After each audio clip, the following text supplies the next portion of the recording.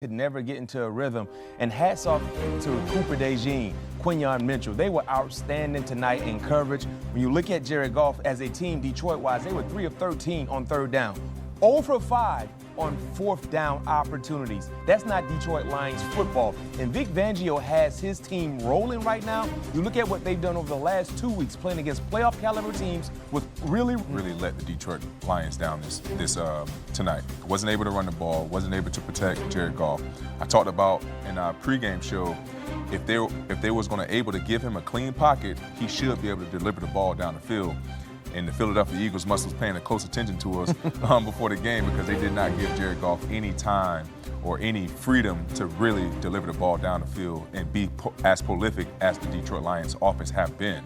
So hats off to the Philadelphia Eagles. Certainly so. They found some yardage in this one, much in the form of Jahmyr Gibbs, the dual threat that he is. But game management also becomes a question as well. We see them take 3 points late in this game, but if you do the math on 0 for 5 on fourth down, 3 of those coming in field goal range, JJ, it's simple math, but it's not simple decisions. We know what Dan Campbell's MO is. What did you make of that 0 for 5 on fourth down? Yeah, I didn't like the fake punt that they tried earlier in the game. I think that was the second or third fourth down attempt that they had.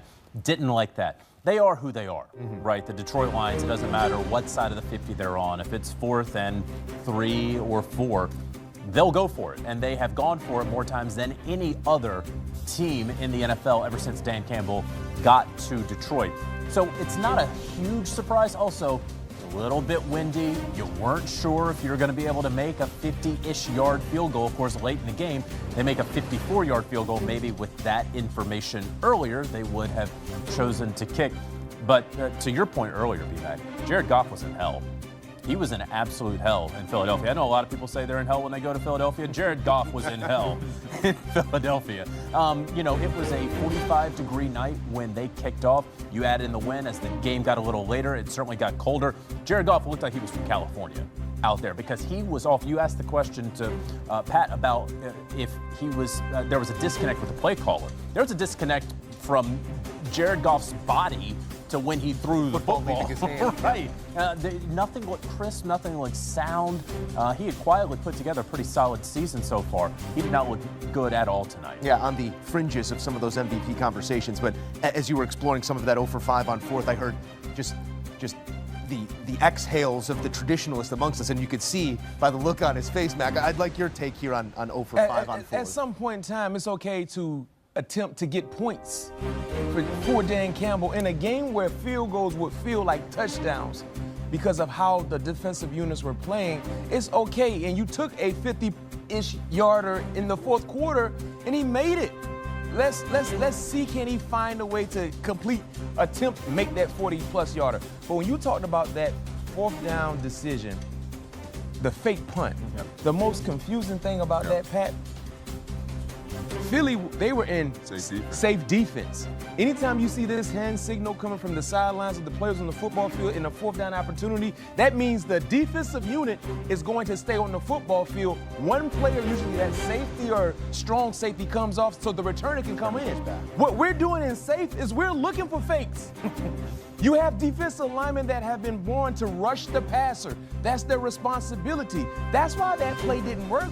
That's why it didn't work. And for Dan Campbell, for the first time, well, this is his second time calling plays. Yeah. But in this moment, it felt like he had too much on his plate. Yeah. Because now you're calling plays, you're trying to make sure your adjustments, you're trying to have the next play ready, and you're making these critical decisions in when to go for it and what to call.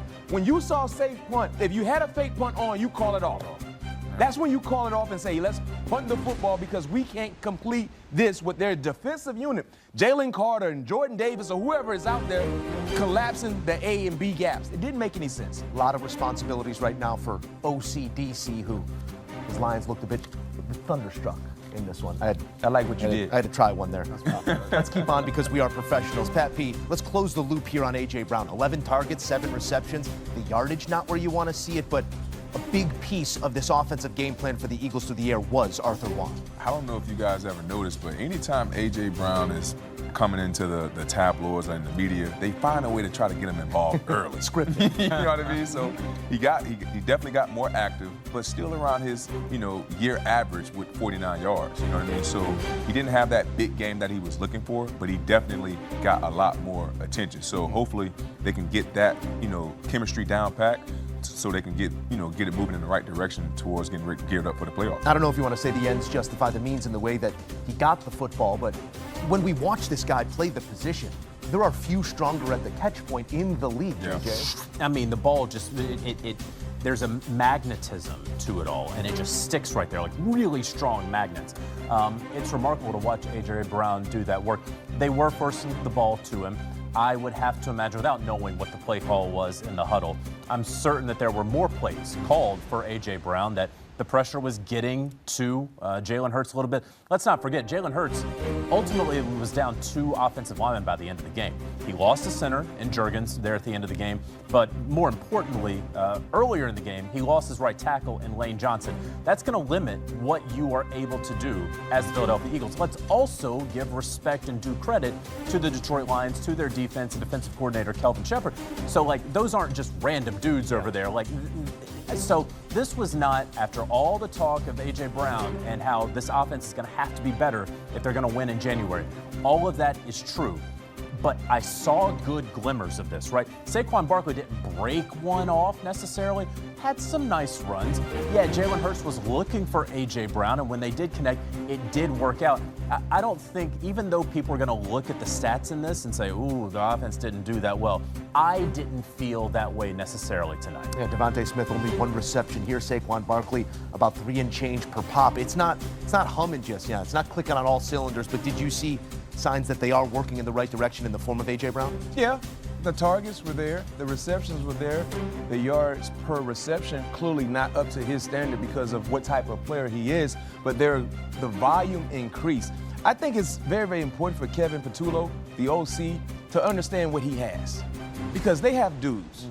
They have dudes. Even with the injuries on the offensive line, you still have high-level players at the quarterback, running back, pass catching, and tight end position where you should be able to establish a sense of balance. There's no creativity in their offense. Last week we saw a sense of blandness last week against the Green Bay Packers, but their defense balled out, brought them home. Tonight it was a little bit better, but it was their defense that balled out and brought them home. You could accept that if you're talking about an offense that lacks star power, right? Where you might have just that one guy, like a Buffalo Bills and a James Cook and some other guys that you're trying to figure out. Let's see some concepts for the talent you have. That's what I'm saying. When you look at what the Rams are doing with their dudes, Kyrie Williams, Puka, Devontae, there's creativity. And that's what you would think you would have now, but it seems like Kevin Patullo is still trying to figure things out. Remember what Kellen Moore was doing with this team last year when they found their stride, right? And it took some time for him, but when he found his stride, they were soaring. They were flying. Both of these teams dealing with changes at the coordinator positions. A closing thought here on Detroit, who, from a points output, it's one of the lowest we've seen in the last 3 seasons. This 9 points, left one out there after a silly penalty by Jameson Williams on their lone touchdown of the game. They fall to 3rd place in the NFC North, Pat Pete. A lot of football to be played and a lot of NFC North football yet to be played, but is there a lingering concern, or is this just a team that you are confident to get it ironed out when it matters most? I think I'm pretty confident that this team will get it ironed out. But